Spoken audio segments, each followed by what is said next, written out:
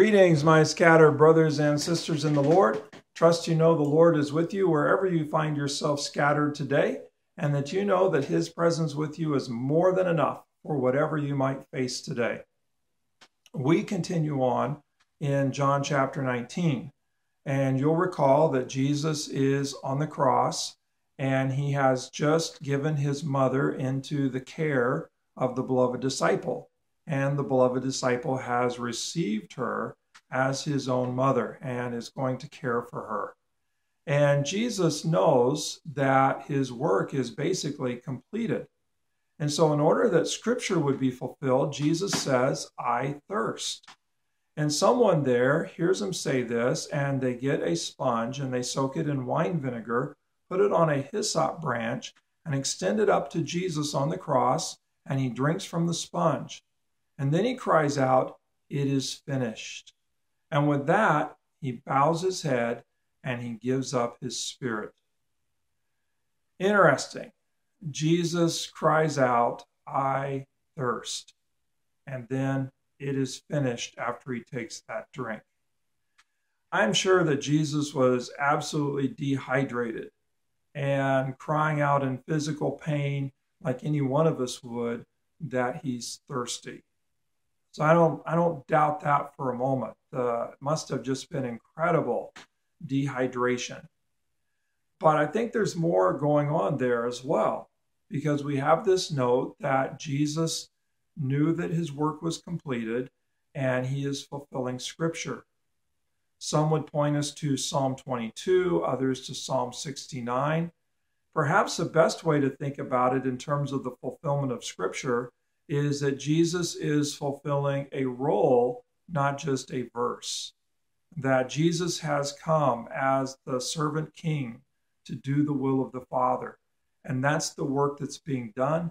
That's the work that he is thirsty to do. We think back just a little bit before this when Jesus was arrested. And Peter took out his sword and was going to try to prevent the arrest. And Jesus tells Peter to put his sword away and has a question, rhetorical question. "Shall I not drink from the cup that the Father has for me?" See, Jesus was thirsty to do the will of God. And he knew that the only thing that would quench that thirst was actual obedience. And so he came to drink that cup, to do the will of God, to give himself as a sacrifice, as an atoning sacrifice for the sins of the human race. And in many ways, he is actually representing the whole human race, because truly at the depths of our beings, we are thirsty for God, thirsty to do the will of God.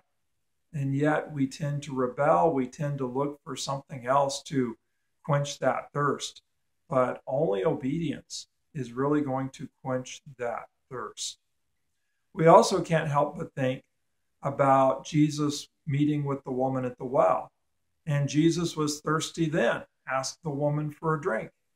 And as the woman got ready to give Jesus a drink, and she was pretty shocked that Jesus would be asking her for a drink, a Samaritan woman, then Jesus flips it on her and says, "If you knew who I was, then you would be asking me for water that will spring up within you, and that you'll never have to come to this well again.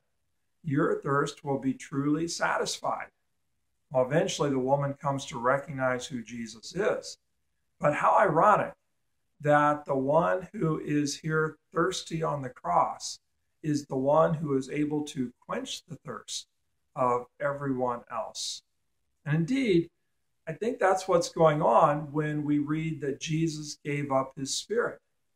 "It is finished," he cried out, and with that, he bowed his head and he gave up his spirit. He was obedient.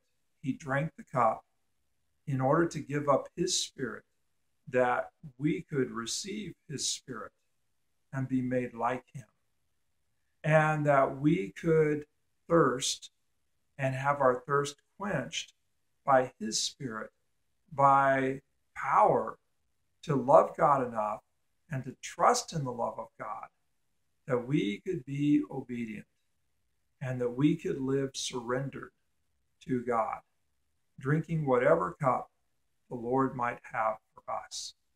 So, wherever you find yourself scattered today, my prayer is that you, that I, that we would know Jesus' thirst, and that we would know the love of God so well that we would be able to have that thirst quenched by obedience.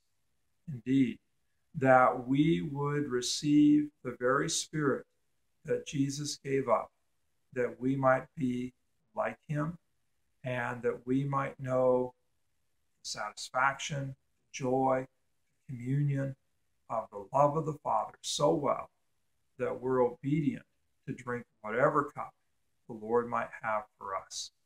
God bless and have a great day.